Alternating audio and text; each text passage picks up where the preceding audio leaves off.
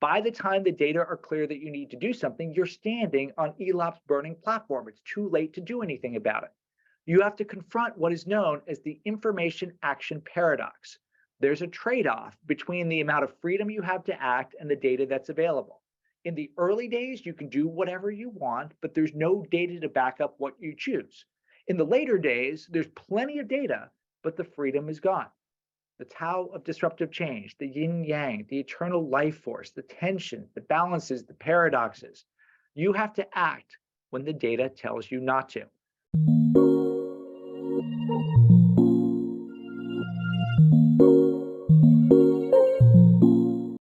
Welcome to Transformation Talk. I'm Tyro Hassan, the director of Brightline at PMI. The topic of our talk today is calmly confronting chaos, the Tao of Disruptive Change.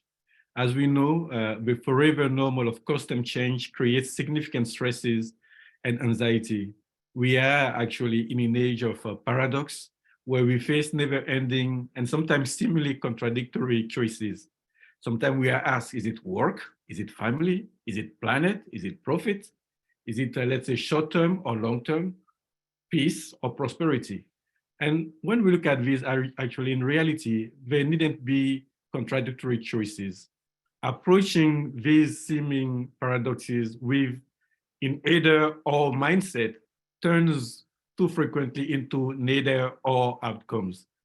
And what one may want to look at is a both and mindset, which creates more than possibility.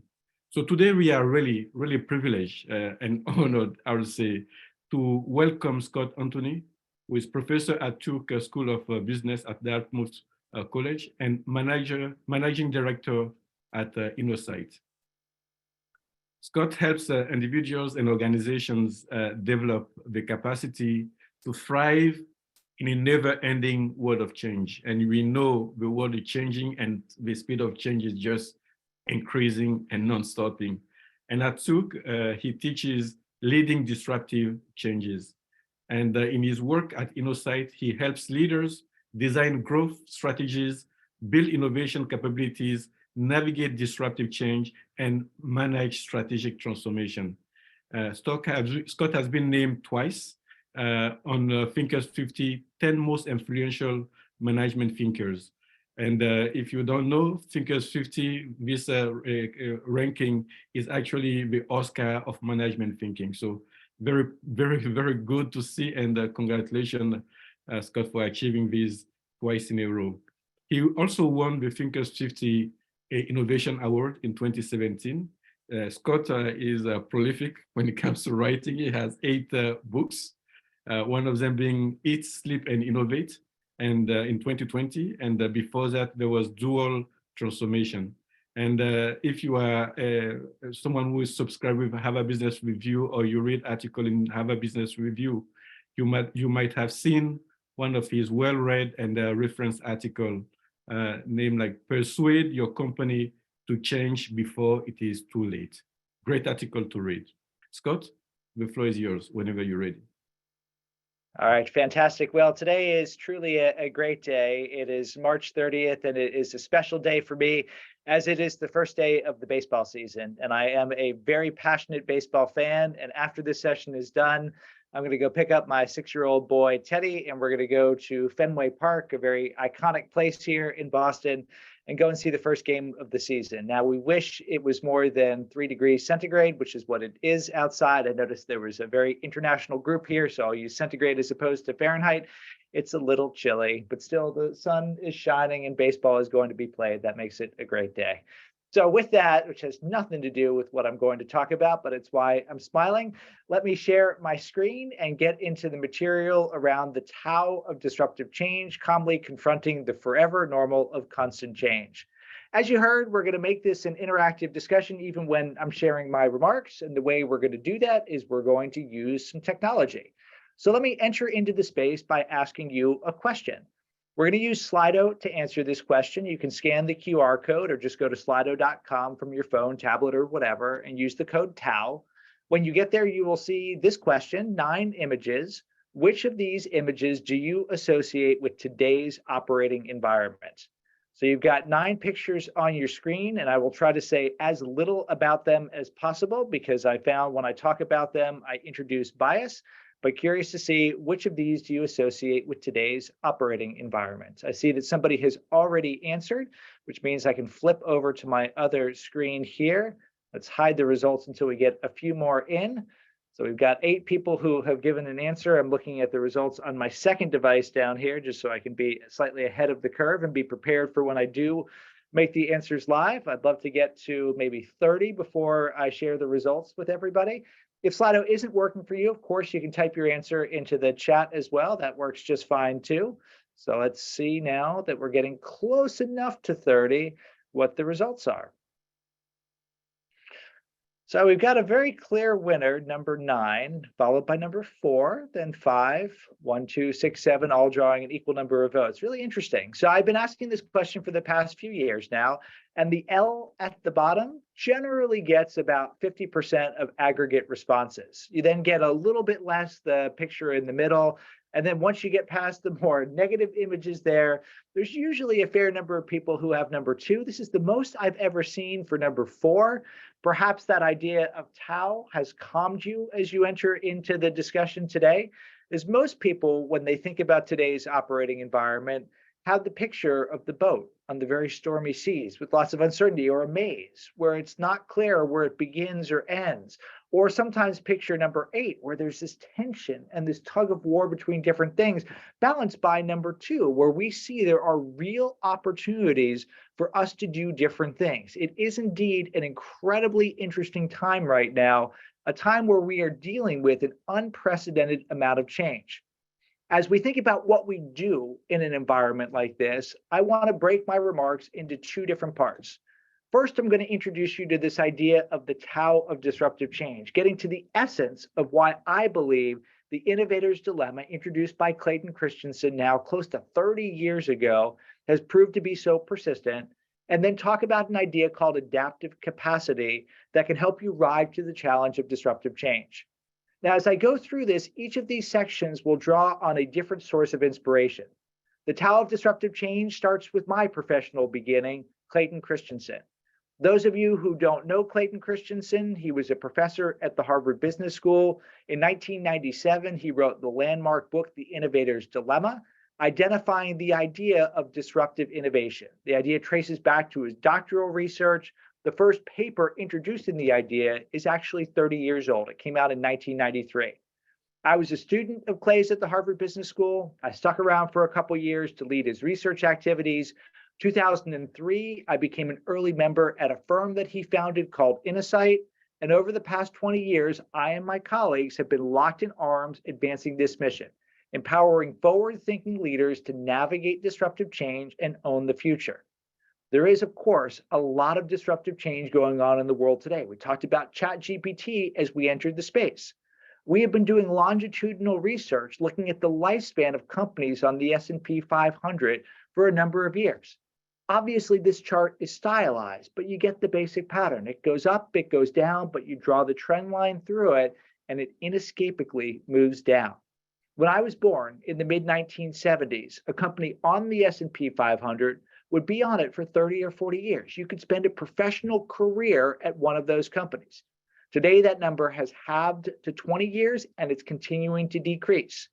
That means that 50% of companies on the S&P 500 will not be there in 10 years. Some will still exist. They will be overtaken by faster growing rivals.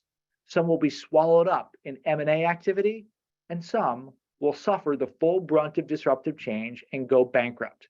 This is the world that we live in. Technologies are advancing exponentially. You have lines between industries blurring. The demands of customers and people who work for us are changing, and geopolitical shock after geopolitical shock keeps coming after us. Now, Christensen's research, the fieldwork we've done, research by like-minded scholars, has diagnosed this. There are very clear now technical answers to the challenge of disruptive change.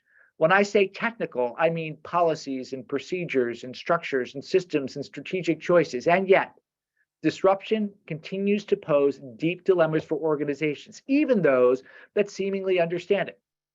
Here's a question for you. We'll see if anyone can get the answer to this in the chat. On the back of Clay's second book, The Innovator's Dilemma, somebody wrote a jacket endorsement, the third one down. Christensen and his co-author Rayner have done a superb job of creating a framework to help us to understand industry dynamics and for planning your own growth alternatives. I have blurred out who wrote that review. That same company 8 years later had a CEO say this: "We are standing on a burning platform. Multiple points of scorching heat are fueling a blazing fire around us." Which company is this? Let's see if anybody knows who both endorsed The Innovator's Dilemma and then fell prey to some of the challenges of disruptive change. This is a very wise audience. The first two answers are correct. This is Nokia. That was Stephen Elop's quote in 2011. You know how the story ends. A couple years later, they sell the mobile phone business to Microsoft for $7.2 billion. It's Steve Ballmer's last big act. Satya Nadella comes in as a CEO, takes the write down on that transaction of $7.6 billion, saying that we acquired something that was basically worthless. It is a huge challenge responding to disruptive change because by the time the data are clear that you need to do something, you're standing on Elop's burning platform. It's too late to do anything about it. You have to confront what is known as the information action paradox. There's a trade-off between the amount of freedom you have to act and the data that's available. In the early days, you can do whatever you want, but there's no data to back up what you choose. In the later days, there's plenty of data, but the freedom is gone. The Tao of Disruptive Change, the yin yang, the eternal life force, the tension, the balances, the paradoxes. You have to act when the data tells you not to. You have to use frameworks, models, and judgments to be able to spot the weak signals of industry change and go and begin to change your organization before the data are clear. This is easy to say and very hard to do. Human biases and blind spots, the confirmation bias, loss aversion, we get more benefits from avoiding losses than receiving gains, make it really hard for even smart, enlightened leaders to follow this advice. There's other things we have to do as leaders that feel like they're tensions. Here's a very different CEO. This is Mark Parker. He was the CEO of Nike for a good 15-year run, drove tremendous transformation at that organization, moving it to more direct-to-consumer, driving a lot of digitalization, driving tremendous growth in the organization. The little picture here is from a conference where he told a story about a congratulatory call he got from the late, great Steve Jobs from Apple. The two of them had worked together, and Steve called to congratulate him on getting the CEO job. Mark Parker wasn't going to let an opportunity pass. He said, "What advice do you have for me?" Jobs said, No, I'm just calling to wish you well." Parker was relentless. He said, "What should I do?" Finally, Jobs gave him some advice. This is what he said: "Nike makes some of the best products in the world, products that you lust after, beautiful, stunning products. You also make a lot of crap. Just get rid of the crappy stuff and focus on the good stuff." In the video, Parker said, "I expected a pause and a laugh at the end, and there was a pause, but there was no laugh, because Jobs was dead serious." We remember the legend of Jobs the creator, the iPod, the iPhone, and on and on and on. We forget that before he was Jobs the creator, he was Jobs the destroyer. When he came back to become the CEO of Apple in the late 1990s, the first thing he did was shut a lot of stuff down, focus the portfolio to 4 main products so there was space to innovate and grow. Sometimes you have to destroy to create. As you're creating, you have to deal with other tensions as well. Look at the picture here. You have someone grabbing someone on the shoulder saying, "Hold on, maybe there's an open net there. Maybe there's a chance to score a goal, but we haven't reached consensus yet. Let's talk a little bit more before we move forward." The goal of football or soccer, depending on where you're from, is to win. The goal is to put the ball into the net. The goal is not to reach consensus. Sometimes you have to lead by letting go. Then as you let go, you have to realize that you have to rethink what risk means. You have many examples in companies of things happening like this. We need to do something so innovative. No brand has ever done anything like it. Seems risky. Can you give examples of other brands that have done exactly this? Risk and innovation. Let's think about it for a minute. There was an executive once who told a story that really stuck with me. Person was a leader of a great big Fortune 100 company that's done really innovative things. And they said, innovation's not risky, because if I go and place a bet on innovation, let's think about the possible outcomes. Let's say the bet is right. I have a great new platform for growth. It might have no limit to its upside. Let's say the bet is wrong. I write the investment off. As long as I haven't done something stupid with my financials, then that's okay. Not great, but it's okay. Let's imagine I don't invest in innovation. The best possible outcome is nothing. It's the status quo. The worst possible outcome is I have put my business out of business by missing a big disruptive shift. The risk, this executive said, is not to innovate. The risk is to not innovate. Sometimes you have to take risks to be safe. Finally, you have to recognize that the path to innovation is never a straight line. There are fumbles and false steps, and yes, failures on the way to success. You have to say cheers to failures. That's what happened in the picture here. The Finnish gaming company Supercell is doing a ritual it has. When a game is shut down, when they agree that this one isn't going to make it, they all get together and pop open a bottle of champagne and say cheers. They recognize that you have to fail to succeed. When you celebrate failure, you make clear that it's okay to smartly push boundaries. You also make clear that this project is done. One of the biggest enemies to innovation inside organizations is the plague of the zombie project, the walking undead. The project that, if you are honest about it, will never make material progress, but it shuffles and lingers on, sucking all of the life out of the organization. When you say cheers to failure, the zombie never gets spawned. Well, the things that I've said here, the Taos of Disruptive Change, are all things that sound pretty hard and in some cases feel like paradoxes, defined by academics Wendy Smith and Marianne Lewis as persistent, interdependent contradictions. You heard in the introduction some of the paradoxes that we feel in the world today: work, life, planet, purpose, short term, long term. What do we do? Another question I would like to pose to you on Slido. As you think about paradox, what single word describes how you feel? Let me go to my phone here and make that question live. When you think about these paradoxes, whether it's the Tao of Disruptive Change, acting when the data tells you not to, or bigger paradoxes like do we try to exploit, or do things that take stuff and destroy, or do we try to regenerate? If you feel those things and you have the pressure to increasingly do both of those things, how does that make you feel? Let me go back to the other screen here, and let's make sure that I successfully changed the question. I did not. I was a bit worried about that. So let me go and change the question here. It is now live. Sorry about the small technical glitch. So when you think about a paradox, what's a word that describes how you feel? Slido has this great new feature now where I can see how many people are typing. So I can see at least now 4 of you are putting words in, which is awesome. Well, let's hide it. Opportunity was the first word, which is great, but I'm going to hide it until we get, maybe we'll go for double digits this time. And I'll again peek down here to see what is coming in on my phone. So we've got double digits. We still have 7 people typing. So I'll wait just a minute or 2 more just to see what words come in. We've got 17, that's enough to show the results. So we've got risk, uncertainty, opportunity, curiosity, balance, stress, delighted, surfing. That's an interesting one. Excited for the challenge, good, balance, disturbance. You've nailed it. The research shows when a paradox comes, essentially, there are 2 ways that we as humans can react. One is we can feel bound in the paradox. We can see the risk, we can get scared. I once had an executive that said the word that they feel when they think about paradox in the business world is queasy. We could also look at the paradox and say, this is an opportunity. Maybe there's a way we can reframe it. Maybe it's an opportunity to reimagine. Maybe it's an opportunity to rethink. That is the paradox choice, and it is indeed a choice. Of course, there are famous paradoxical puzzles that philosophers offer. The liar's paradox, this statement is false. You have paradoxes that exist in science. Schrodinger's cat, which is both alive and dead at the same time. Those are fun to play around with. In business, however, paradoxes are almost always constructions of systems, of minds, of choices, which means we can choose to do something about it.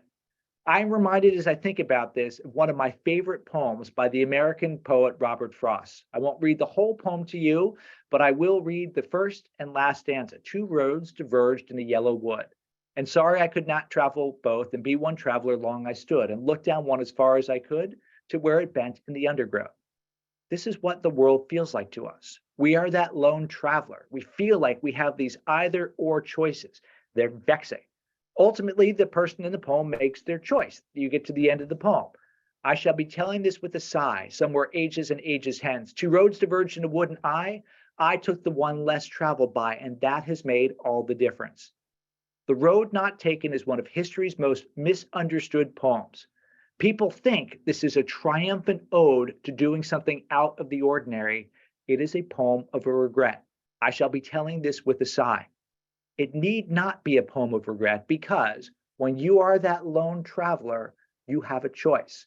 Is it either or do you step back, reframe, and reimagine? Today, we can fly drones down both paths. We can ask ChatGPT, what would it look like to do both of these things? We can turn around and go backwards. We can get friends to help us out. We can run experiments. We need not be caught in the dilemma, in the contradiction. We can transcend. Either or leads to neither nor. Both and leads to more than. This is the essence of adaptive capacity, the set of techniques and capabilities that can allow you to live up to the mission of the school at which I now teach, the Tuck School of Business at Dartmouth College, where we aspire to develop wise, decisive leaders who better the world through business. A wise, decisive leader has adaptive capacity. They make the paradox choice to not be constrained, but to seek opportunity. They follow paradoxical actions. They deliberately wander, and they are pessimistically optimistic. And they leverage and channel capabilities, cognitive complexity, and a negative capability to see the invisible and do the impossible.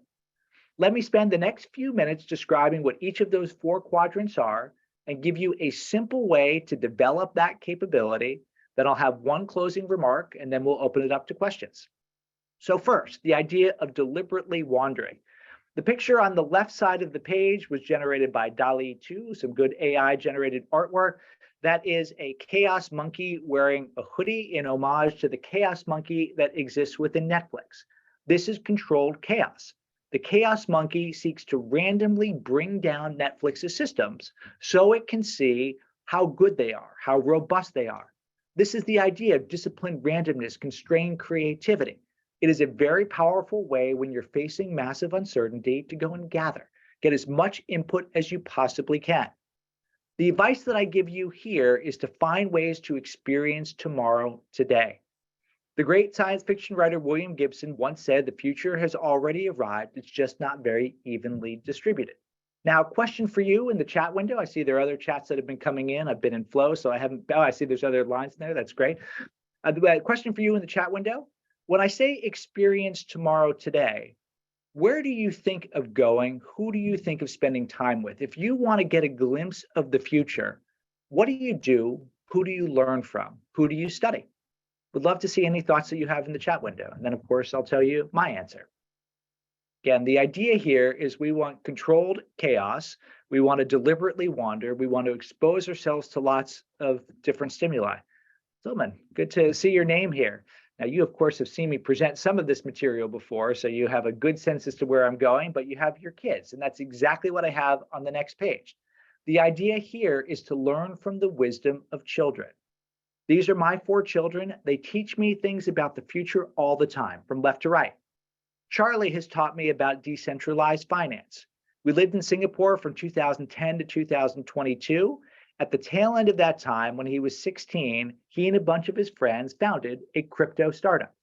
It was called Aspera. They were trying to create a token that would combine together all the different gaming tokens. Now, I'm not so sure that I would bet on a group of 16-year-olds to solve a complex problem. And in the end, Charlie got fired because when we moved back to the United States last summer, he was not showing up to 2 a.m. meetings. Different story. But the thing that I loved about it is Charlie taught me how the world of finance is fundamentally changing. Yes, there's a lot of noise right now around crypto, but believe you me, distributed ledger technologies are going to change banking. They're going to change contracts. They're going to change a range of different things. And Charlie was at the point of the spear. My 15-year-old daughter, Holly, she's a digital artist. She draws cats in a particular style. She takes commissions, $2 or $3 US to have a cat drawn in a particular style. She's earned about $200 US. Now, I'll admit, half of that has come from the bank of dad, but half has not. This shows me how the maker movement is continuing to relentlessly change the way that content is produced, content is developed, content is distributed, and it will only continue to change faster as generative technologies continue to advance. Harry, my lovable goofball 11-year-old, he is my guide to the metaverse. You'll see him with his Oculus Rift viewer on, you will see him playing Roblox, whatever it is. He's showing how the line between the physical and virtual is blurring really quickly. Teddy, my 6-year-old, who I'll be taking to Fenway Park later today, he hasn't really taught me anything yet, but he is awfully cute.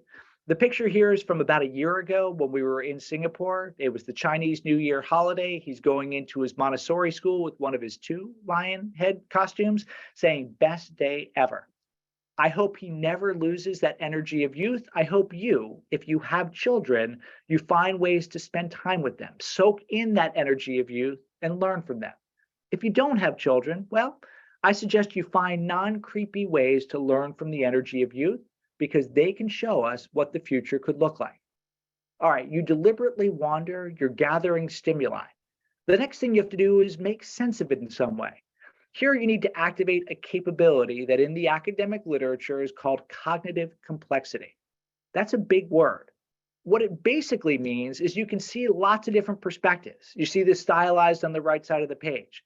A telescope to see the distance, a wide-angle lens to see the edges, a microscope to get granular, a periscope to go beneath the surface, and recognize the world is not ones and zeros, but infinite shades of gray. If you want to build your cognitive complexity, one way to do it is to constantly change lenses to paradoxically see more clearly.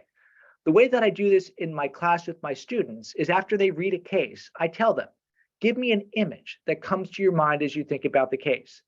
The next case, I say, give me a song that you hear in your head when you read the case.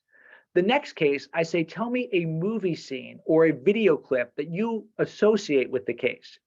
This is what's known as associational thinking, trying to find ways to make connections between things in a different way. It's something that you can build by doing the exact same thing.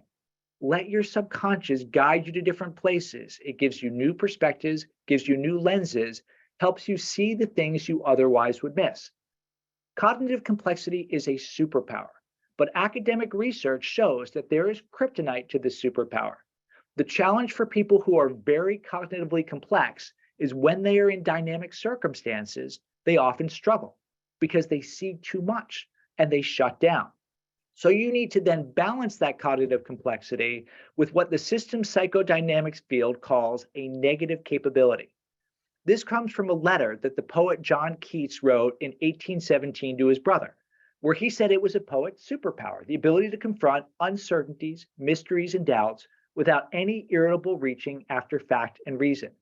If you're a fan of the adaptive leadership literature by Ron Heifetz and others, metaphorically, it's getting off of the dance floor and going to the balcony, pressing pause, stepping back, being calm in chaos, being able to say, in a world where I see infinite possibilities, that is the thing that I need to do. Now, systems psychodynamics is a field that I studied when I was a student at the Executive Master in Change program at INSEAD in Singapore from 2019 to 2021. As part of that program, we had to do an in-field practicum that when I first read it sounded really weird. The idea was you went and picked an organization and you went and visited that organization for a day. You didn't go to talk, present to them, or listen to them. I listened, yes, but listen indirectly. You went to go stand there and watch. The mission was to simply observe an organization without interfering in it at all, and watch yourself watching the organization to learn about what it takes to stand calm in situations where there's a lot of things going on. The picture there is from my observational activity in December 2019. What do you see in the picture? This is another question for the chat window. So I've got this, one more thing and one closing thought, and then we'll open it up to Q&A. What do you see in the picture here?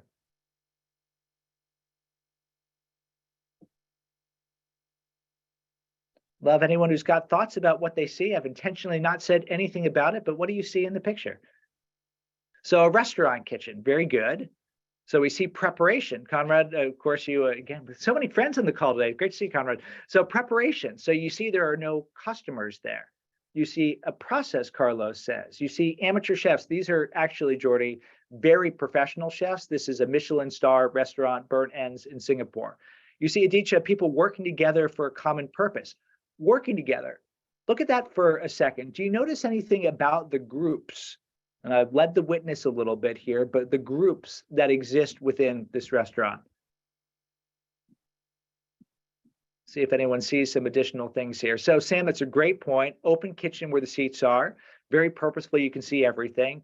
Dagmar, and great to see you too. Nice moves on the dance floor, I'm sure, as always. There's a whole backstory there that we can talk about another time. But you see different players. There's a group that's in white. Look where their heads are, generally down. Those are the chefs. They're focusing. The people who are in colors are not management. They're front of house. They're people who are going to be serving and seating and doing things with the customers. They're looking at each other. They're chatting. You see the two different tribes. You see the two different groups. Now, we just did this for a minute. Imagine how much more you see if you're there for 18 hours. The thing that was amazing to me was the rich stream of data that was right in front of my face every time I went to a restaurant that I completely missed because my head was down, focused on my food or talking to the person who was next to me. When we lift our head up, when we open our eyes, when we open our ears, there's a tremendous amount of data out there. Often now, when I'm advising clients, I'll tell them, I would like to come to some big important meeting you have. They say, what do you want to do? Present? No. Do you want to give us feedback after the meeting? No. I said, I just want to sit there and watch. Because if you sit there and watch, you can learn a lot about what actually happens in the organization. Now, of course, you have to do something with all the things you've done here. You have to go and act. Here is where you now have to embrace another paradoxical practice. You have to be pessimistically optimistic. Is the glass half empty? Is the glass half full? Of course, the answer is yes. We all know in the innovation field that we have to systematically experiment to remove risks. That is well understood. To build our capability to be a pessimistic optimist, one thing I suggest that everyone does is set up for success by imagining dark moments. There's a technique that has emerged called a pre-mortem that's growing increasingly popular. That's a really powerful way to go and approach uncertainty. You probably have done a post-mortem or an after-action review. This happens after something really bad has happened typically. You're trying to figure out who to blame. A pre-mortem, on the other hand, is a thought experiment. You go and say, what might cause this thing to fail? How have things like this failed in the past? What could be the worst thing that would happen? The thing that's so powerful about a pre-mortem is it's safe. You haven't done anything yet, so people can speculate sometimes wildly. Almost always it surfaces risks that you didn't realize. Almost always it conditions you to the reality that failure is indeed an option. And if you fail in the right way, that is a good, not bad thing. Last question I'll ask for you in the chat window. What you see here, the word cloud on the left, is a real word cloud generated from one of my clients. It's a great big company that's undergoing a big transformation. We ran 4 separate discussions where we had people do a pre-mortem. I then identified the 94 different things that they had, threw it into the word cloud, and identified 10 key themes on the right side of the page. Is there anything that strikes you about those 10 themes? What do you notice when you look at them? You see things like execute too slowly, fail to align as a group, don't shut down zombies, etc. Is there a common element behind the things that you see here? It was surprising to the client and something that really helped them move forward. What do you notice about what's on the right side of the page? Appreciate, by the way, all the great comments in the chat window. I have 2 more slides and then we'll open it up to Q&A. Rakeem, that's exactly right. We have met the enemy and they are us. The factors here are overwhelmingly internal factors that the organization could control. While it is indeed a bold transformation strategy, the challenge isn't the technology, it isn't the customers, it isn't the business model, it's the organization getting over itself. Realizing that early helped them think about different structural things they could do to set up for success and has greatly accelerated progress. So there it is, the idea of adaptive capacity, the paradox choice. You deliberately wander to gather, you use cognitive complexity to interpret. The negative capability pauses and helps you focus. Being pessimistically optimistic helps you act in a way that gives you the highest leverage learning that's possible. We talked about some of the techniques that you can use to do this on the right side of the page. The materials that will be sent along afterwards will have guides to those 4, plus 4 other activities that you can use to build your adaptive capacity. I will end with one more picture of my kids, who I love very dearly, as a reminder of a fundamental belief I have that has turned into a conviction. My conviction is that the world's greatest untapped source of energy is not in the wind, it's not in the water, it's not in the sun.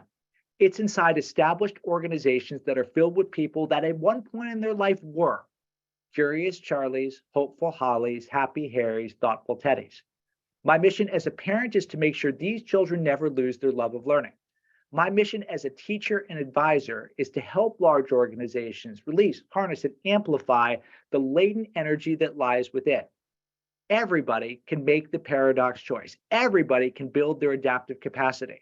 In a world of never-ending change, in a world of predictable unpredictability, it is what lets you stand calm in the face of chaos. It allows you to turn today's ambiguity into tomorrow's opportunity. With that, I will take my slides down and excited to get into a conversation with you. Wow. Thank you so much, Scott. This is really insightful here. At the onset, you were mentioning that to kill the zombies. So, I mean, the conversation that Steve Jobs had with the CEO of Nike, and many people say it, Scott, many people talk about it. Why organizations don't do it? Why they just don't kill the project? Or what we call sometimes a pet project. I think it's exactly because they are sometimes called pet projects. So, Rita McGrath had an excellent article in the Harvard Business Review about 10 years ago that had incredibly practical advice about how to put projects down.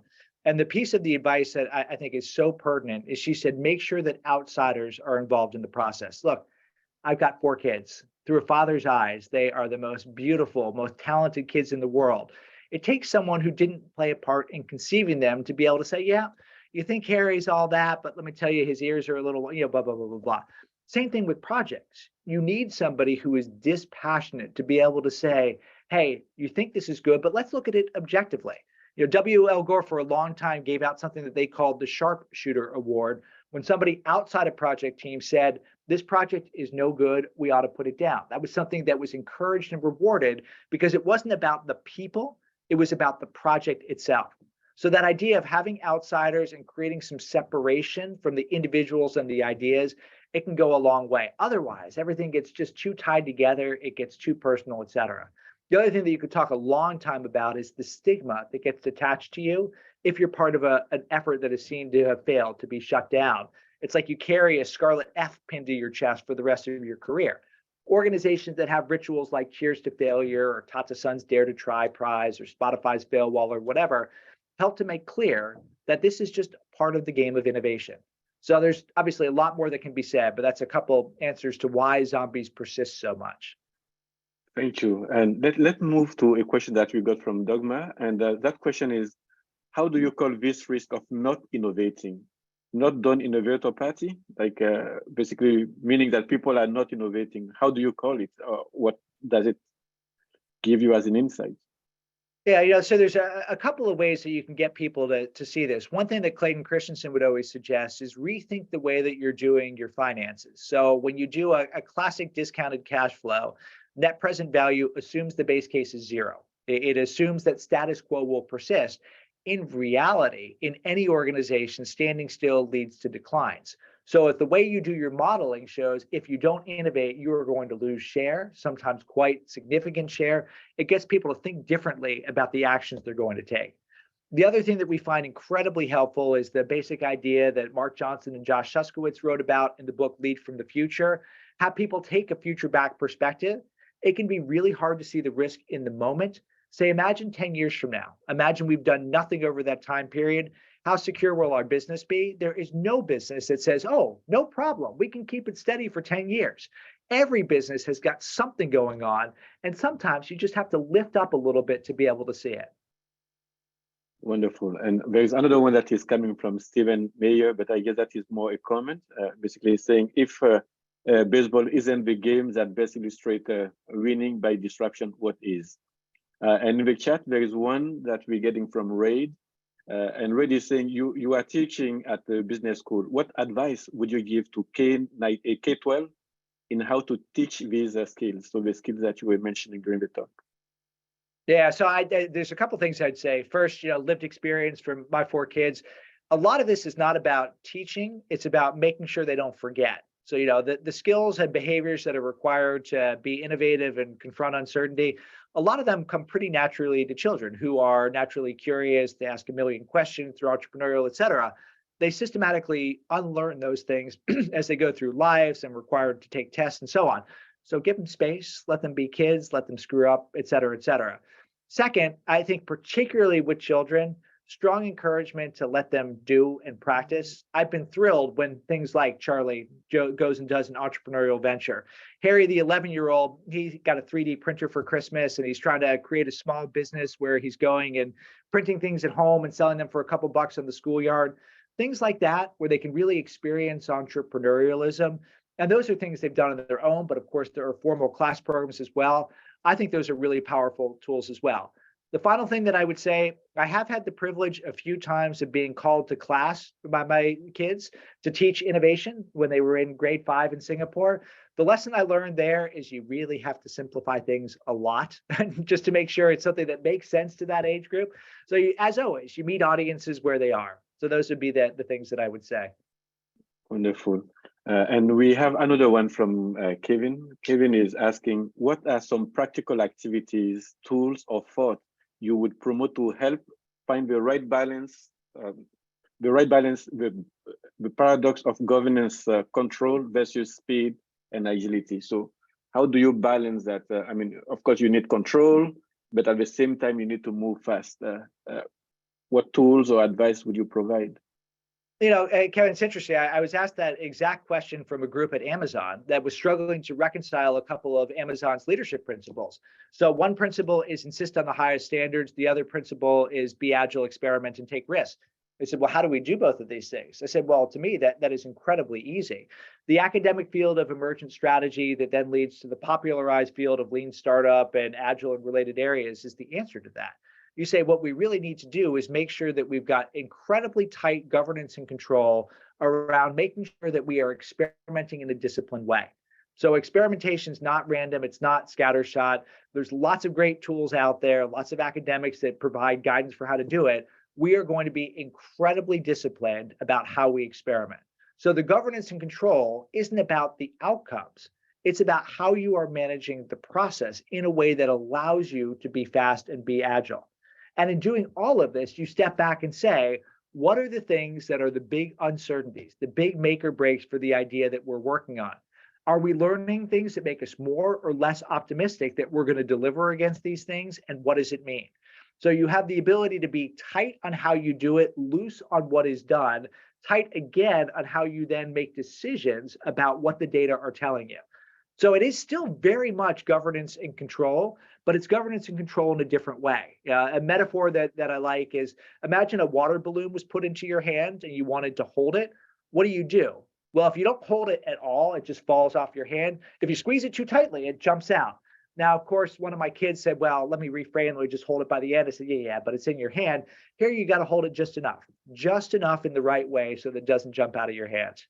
Great question. That's true. Thank you. I'll combine the next 2 questions. We have one from Daniel Sullivan and Alex Rumanika. Basically, Daniel is saying there is a lot of consternation over failures to execute strategy. To amplify the latent energy that lies within an organization, how important is organizational structures? Let's say using a PMO as in-house consulting agency, or connecting strategy to investment portfolio to benefit realization. And I'm tying it with the question of Alex, where Alex is asking, what should have Nokia done differently? So in retrospect, still in the context of failure. Great question. So let me offer a couple thoughts. First, one of the things that would drive Clay crazy is he said the way that business schools are structured is not consistent with the way that companies actually work. So there's a strategy department and a finance department and an operations department. But when you're dealing with disruptive change, the problem cuts across all of them.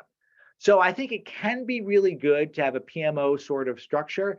as long as you're not creating bureaucracy that's filling in forms, et cetera, but it's acting as that important point of interconnection so that the whole is more than the sum of the parts. And when that's done well, it can be something that really accelerates progress. When it's done poorly, I think we have lots of examples of what that looks like.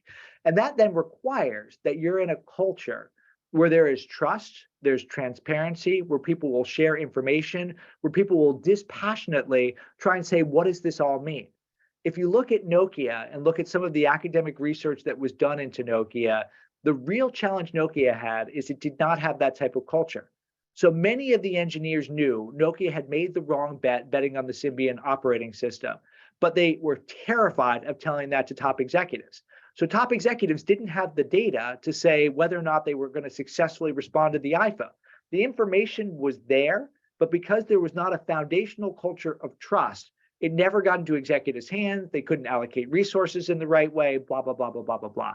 Of course, the real world is more complicated than how I dramatically simplified it here. But I wonder if the world of Nokia had been more open, information had been shared more profligately. There was a touchscreen phone in Nokia's labs in 2004. The iPhone was launched in 2007. So, who knows how history could have been done differently. These problems are complex. It's possible Nokia never would have made it in any of the multiverse, but that would have at least given them a greater chance. Yeah, but the question also kind of make me think, because I think I read it, maybe I could be wrong, but the CEO was saying we did everything right, then we lost. Like, I think there was that quotation that the CEO had. Following up, touching then the leadership path. Yanka, who is joining us, is asking, what does it mean for leadership? Are we sure we have the right people leading the way?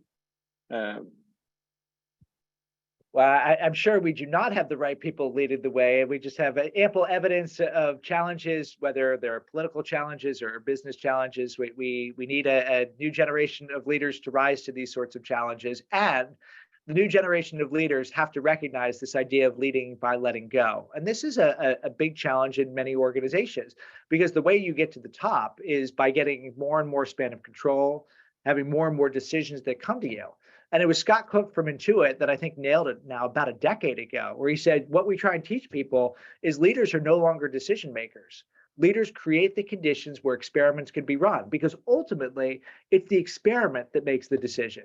But that idea that it's an experiment, not a leader, not what Google calls the hippo problem, the highest paid person's opinion that makes decisions, it's a huge difference. There's a humility that comes with that. There's an openness to different perspective that comes with that. These are not words that characterize many of the leaders in the world today, and that is a problem now and will only grow if there's not a big change in the future. Yes, I will be getting so many questions here. So thank you for the engagement here. There is one that takes the opposite side of what Yanka asked, because we were talking about the leader, but Nathan is asking us, for someone who is not executive team, what is the best way to influence the long-term vision of the organization when there is a lack of one? So you get in the organization, you think that the leaders are not taking you anywhere, but you are not the executive team. What do you do? So Nathan, I'll give you three answers to this. The first answer is, I remember, 20 years ago now, we were doing a seminar and Clayton Christensen was teaching a case about Teradyne. Alex Darbeloff was the CEO. They successfully responded to disruptive change. Someone from the audience said, the CEO got it. And the CEO got it and led to a positive response. My CEO doesn't get it. What should I do to help him get it? And Clay said, that's the wrong question. You should quit. Because if your CEO doesn't understand, you basically have no hope. So that's a pretty stark answer, but it's kind of right. So if the top leadership team really has its head down, is not looking to the horizon, is not thinking about the long term, the next two things I'll say will help, but you have to ask the question, is this a place that really is going to be viable for the long term? So with that said, the second thing that I think you do is you have the quote that's been attributed to Abraham Lincoln and others. The best way to predict the future is to create it. So go and demonstrate what the future can look like by experimenting, pushing boundaries, trying new things. It's often different to say, I've gone and scrapped this together and done this. Would you like to learn more? Versus here's a proposal to invest. Just go and try some things and show what the future can look like. Then finally, I think there's great advice from Nathan Furr, who wrote a great book about transformation, leading transformation, where he said, don't try and convince people about the future with facts and figures. try and tell stories, and particularly try and tell them realistic science fiction stories. He's got this great chapter all about how you go and hire cartoonists and blah, blah, blah, blah, blah, to really help to just get to a different part of the brain, and describes how the home improvement DIY company Lowe's used this as a way to really get leaders to change their mind. So there's a limit to how much this can work, but you go and demonstrate and show in different sorts of ways, it can definitely help. Amazing, amazing, and we can go on, and the time is just running here. So maybe we'll pause here, and taking the time to thank you, Scott, for being with us and for the insight that we shared. You shared with the audience. You're seeing a lot of thanking coming from the audience here. I just really want to say thanks to Everett Brightline for organizing this, and to participants for making this such a great interactive discussion.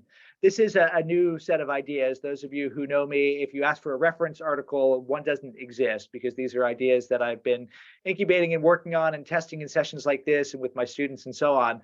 So my ask for you, if you heard something that you love, let me know. If you heard something you hated, let me know, because that is the only way ideas can be made better, is by getting feedback on them. I am passionate that we need new ways to think about how we confront the predictable unpredictability that will be with us forevermore. I'm passionate about spreading these ideas to as many people as possible. So go and use them. Tell me what works, tell me what doesn't, and let's all develop the adaptive capacity to stand calm in the never-ending chaos of today's world. Thank you very much, and good luck. Thank you, and have a great one.